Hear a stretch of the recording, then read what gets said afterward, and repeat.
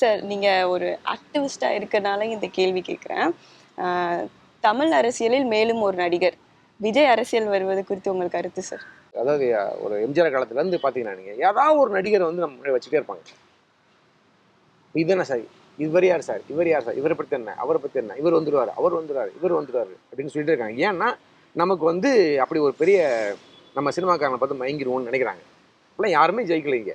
ஒரு கணிசமான வெற்றி தான் பட முடியும். அவங்களுக்குன்னு ஒரு அரசு இங்கே தமிழ்நாட்டுக்கும் அரசியல் இருக்குது. சமூக நீதி அரசியல் ரொம்ப துணிச்சலான தனித்துவமான அரசியல் இது.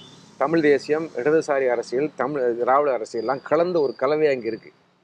இதை புரிஞ்சுக்கிட்டு இருக்கிற யார் வேணால் வரலாம். நீங்கள் நாடக நடிகர் இருக்கலாம், சினிமா நடிகர் இருக்கலாம், மியூசிக் டைரக்டராக இருக்கலாம், யார் வேணா இருக்கலாம். இதுதான் அரசியல். இதுக்குள்ளே ஏதாவது வேலை செய்ய முடியுமான்னு பாருங்கள். இதை நான் காலி பண்ணுவேன், இவங்களுக்கு ஒன்றுமே தெரியாது அப்படின்னா ஒன்றுமே செய்ய முடியாதுங்க. நாங்கள் வந்து இது வந்து ட்ரைட் அண்ட் டெஸ்டட் ஃபார்முலா. அதாவது சும்மா ஒரு கனவுல ஒருத்தர் உட்காந்து வந்து நான் அதை சாதிக்க போகிறேன், இதை சாதிக்க போகிறேன்னு சொன்ன அரசியல் கிடையாது. சொல்லி காமிச்ச அரசியல் இது.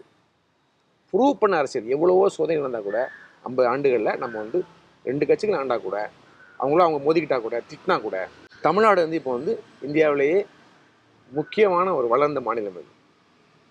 பொருளாதார ரீதியாகவும் சரி, மனித வள மேம்பாட்டிலையும் சரி, அமைதி, ஹெல்த்து, எஜுகேஷன் எல்லாத்துலேயுமே நம்ம வந்து முக்கியமான ஒரு வெல் டெவலப்டு ஸ்டேட். இது ஏன் சாத்தியம்னா இந்த 50 ஆண்டு திராவிட ஆட்சி தான் சாத்தியம். இதை வந்து நீ காலி பண்ணுறதுக்கு நான் அங்கேருந்து வருவேன், இங்கேருந்து வரேன், எங்கேருந்து வேணா வாங்க, ஆனால் இதை புரிஞ்சுக்கோங்க. இதுதான் அரசியல். இதுக்குள்ளே இருக்கிற கேப்புகளை நீங்கள் நிரப்ப முடியுமா பாருங்கள். இதுக்குள்ளே போதாமை சுட்டி காமிங்க, இதை சரி பண்ணலான்னு சொல்லி இதை நான் காலி பண்ணுவேன், நான் புதுசாக ஒன்று சொல்லுவேன்லாம் கிடையவே கிடையாது. இவங்க சினிமாக்காரங்களை இறக்குறதே அதுக்கு தான். உங்களுக்கு எந்த அரசியலும் கிடையாது, யாராக காமிச்சா நீங்கள் மயங்கிடுவீங்க. யார் ஜெயிச்சிருக்கா சமீபத்தில்?